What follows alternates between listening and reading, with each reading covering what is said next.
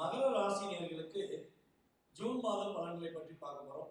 மகர ராசியில் உள்ள நட்சத்திரங்கள் அப்படின்னு தெரிஞ்சுக்கிறோம். மகர ராசியில் பார்த்தீங்கன்னா உத்திராட நட்சத்திரம், சூரிய பகவானி நட்சத்திரம் கிட்டத்தட்ட மூன்று பாதங்கள் நம்மளுடைய மகர ராசியில் இருக்கு. அதுக்கு அடுத்தபடியாக முழுமையாக திருவோண நட்சத்திரம் 4 பாதங்களுமே மகர ராசியில் இருக்கு. அதுக்கு அடுத்தபடியாக பார்த்தீங்கன்னா அவிட்ட நட்சத்திரம், செவ்வாய் பகவான் நட்சத்திரம் 2 பாதங்கள் மகர ராசியில் இருக்கு. 9 பாதங்கள் 3 நட்சத்திரங்கள் கொண்டதுதான் மகர ராசியின் அமைப்பு. இப்போ இந்த மகர ராசிக்காரர்களுக்கு இந்த ஜூன் மாதத்துல என்ன மாற்றங்கள் ஏற்பட போகுதுன்னு சொல்லி பார்ப்போம். மகர ராசி அதிபதி யார் பார்த்தீங்கன்னா சனி பகவான். அப்போ மகர ராசியின் அதிபதியான சனி பகவான் உங்கள் ராசிக்கு 2ஆம் இடத்துல அமர்ந்திருக்கிறாங்க பார்க்குறோம். மகர ராசிக்கு இந்த ஜூன் மாதத்துல மதிப்பும் மரியாதையும் கிடைக்கக்கூடிய காலகட்டம் உறுதியாக சொல்றாங்க. நீங்க என்ன நினைக்கிறீங்களோ அந்த செயலுக்கு ஏற்றவாறு உங்களுக்கு நன்மைகள் உண்டு. இப்ப சில பேர் வீடு கட்டணும்னு நினைக்கலாம்.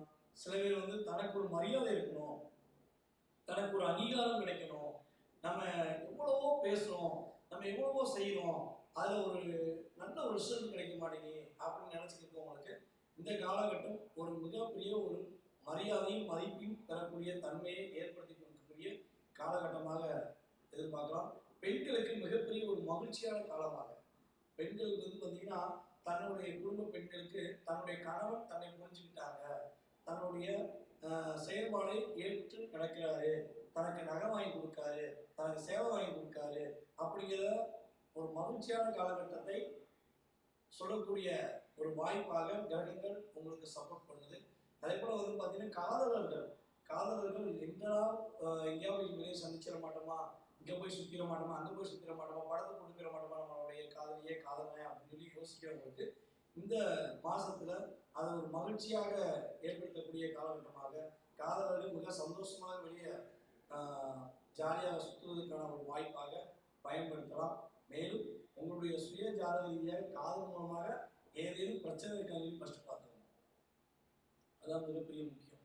ஸோ திடீர்னு ஏதாவது சின்ன டிஸ்டர்பன்ஸ் இருக்குன்னா நீங்கள் இப்போ இந்த மாதத்தில் செஞ்சிடலாம், அடுத்த மாதத்தில் மாட்டிக்கிறக்கூடிய தன்மையும் உண்டு. ஸோ கவனமாக உங்கள் சுய ஜாதகத்தை செக் பண்ணிவிட்டு நீங்கள் பயன்படுத்துங்க. என்னடா இப்படி சொன்னாரே அப்படின்னு சொல்கிறாங்க நினைக்கக்கூடாது. ஏன்னா காதல் என்பது எல்லா மனிதர்களுக்குமே மிகப்பெரிய ஒரு பொக்கிஷம். கண்டிப்பாக காதல் வரணும். ஆனால் அந்த காதல் மூலமாக உங்களுடைய குடும்பத்தில் உள்ள ஒரு மதிப்பும் மரியாதையும் எந்த ஒரு சூழ்நிலையிலும் ஆணாக இருந்தாலும் சரி பெண்ணாக இருந்தாலும் சரி இழக்கக்கூடிய தன்மையில செய்யக்கூடாது. அதான் மிகப்பெரிய மதிப்பும் மரியாதை. ஏன்னா காதலுக்கு மரியாதை உண்டு, அதில் இருக்க மாட்டேன். ஆனால் காதல் மூலமாக தன்னுடைய குடும்ப மரியாதையை கெடுக்கிற அளவுக்கு யார் செய்கிறாங்களோ அவங்களுக்கு அந்த தோஷம் கட்டாயமாக பாதிப்பை ஏற்படுத்தும் என்பது உண்மை. ஸோ அதனால் கவனமாக இருக்க, சிறப்பாக மகிழ்ச்சியான விஷயங்களை கரெக்டான முறையில் மட்டும் பின்பற்றுங்க அப்படிங்கிறத சொல்லிக்கிறேன். அதுபோல் உங்களுடைய சிந்தனைக்கு ஏற்றவாறு உங்களுக்கு சிறப்பான ஒரு மகிழ்ச்சியான காலகட்டமாக இருக்கும். பொருளாதாரத்தில் உள்ள தடைகள் விலகும். புதிய தொழில் தொடங்குவதற்கான ஒரு வாய்ப்பாக உங்களுக்கு இந்த ஜூன் மாதத்தில் நீங்கள் உறுதியாக பெறக்கூடிய தன்மையில் உங்களுக்கு உண்டு. அதுக்கடுத்தபடியாக பார்த்தீங்கன்னா ஒரு விஷயத்தை பலவிதமாக யோசிப்பீங்க. இப்படி செஞ்சிடலாம், அப்படி செஞ்சிடலாம், அப்படி செஞ்சால் அதில் நல்ல மாற்றம் வரும் அப்படிங்கிற மாதிரி சிந்திப்பீங்க.